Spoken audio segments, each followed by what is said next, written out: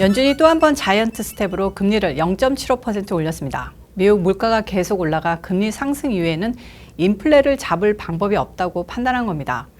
바이든은 지난 한 달 동안 자기가 경제를 되살렸다며 자화자찬, 휘발유값 좀 내렸다고 미국의 경제 위기가 심각하지 않은 듯 얘기했는데요. 이게 다 거짓말이고 말 장난이었음이 판명된 겁니다. 원유값이 떨어지는 이유는 경기 전망이 어두워 원유 소비가 줄어들 것 같다며 수요가 감소해 가격이 떨어지는 겁니다. 이걸 경제 회복으로 읽는 게 민주당이라면 그들이 바보이던가 국민들을 농락하는 거 아닐까요? 이런 단순한 사실도 바라보지 못한 채 바이든 말에 손뼉치는 그쪽 성향 국민들은 정말 미국이 오늘날처럼 다운된 원인 그 자체입니다. 국민 수준 정말 중요한데요. 좌파식 교육과 좌파 미디어의 홍수, 이게 다 오늘날 미국을 망친 원인이라고 보면 되겠습니다. 우선 자이언트 스텝 소식입니다.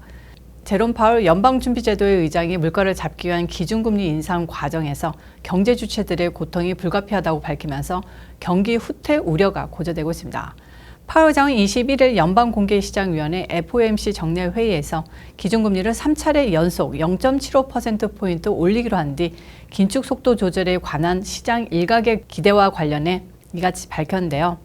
파월 의장은 물가를 안정시킬 고통 없는 방법, 그런 길은 없다. 금리 상승, 성장 둔화, 노동시장 약화는 모두에게 고통스럽지만 물가 안정에 실패했을 때만큼의 고통은 아니다라고 강조했습니다.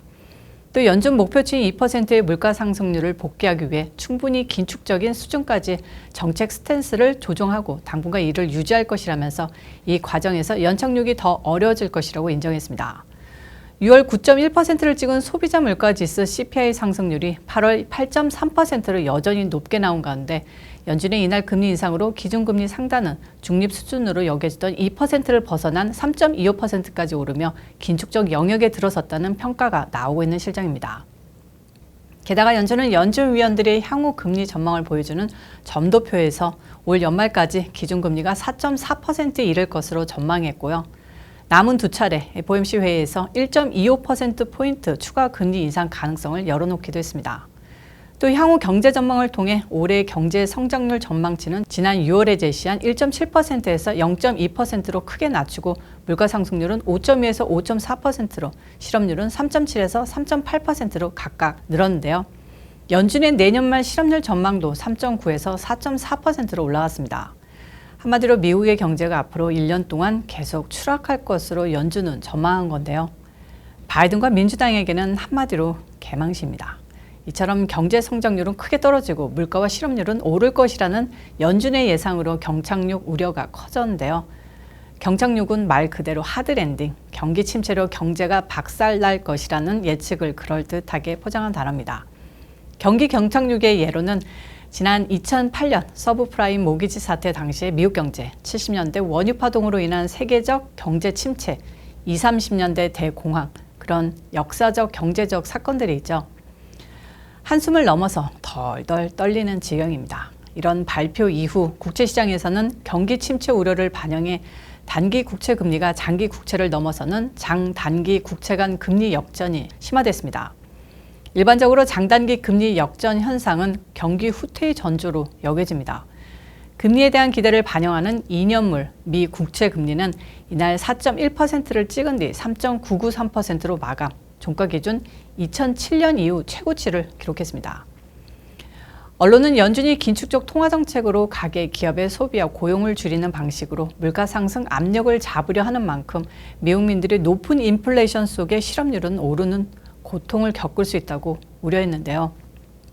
JP모건, 시티그룹, 웰스파고 등 이 미국 대형은행 세 곳은 이날 기준금리 인상을 반영해 고객 우대 대출 금리를 0.75%포인트 올리겠다고 밝혔고요. 대형 유통업체 월마트는 추수감사절 연휴 등 쇼핑 시즌을 앞두고 정규직 15만 명을 늘렸던 지난해와 달리 올해는 임시직 계절 노동자 4만 명을 고용할 계획이라고 전했습니다.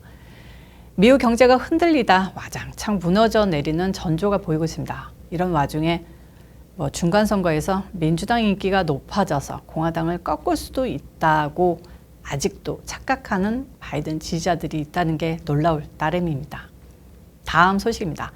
한미동맹, 중국을 미국보다 중요시해 미국으로부터 무시당했던 문재인 정부가 물러나고 윤석열 대통령이 들어서면서 한미동맹이 강화됐다는 평가가 잇따르고 있었는데요. 바이든의 IRA 법안, 인플레 감축 법안이 통과되면서 한국이 사활을 걸고 있는 첨단 제품 및 전기차 판매, 미국 정부의 보조금 혜택이 날아간 거 잘 아실 겁니다. 이렇게 뒤통수를 맞은 이후에 외교부 경제부가 총동원돼서 바이든 정부의 마음 돌리려 노력 펼치고 있는데 이번 윤 대통령의 뉴욕 유엔 방문이 역풍이 되는 모양새입니다. 팍스뉴스는 오늘 윤 대통령의 실언에 대해서 대서특필했는데요. 무려 제목을 바이든의 연설에 대한 대한민국 윤 대통령의 욕설 섞인 리액션이 마이크에 잡히다로 달렸습니다. 정말 외교적 망신일 수밖에 없습니다.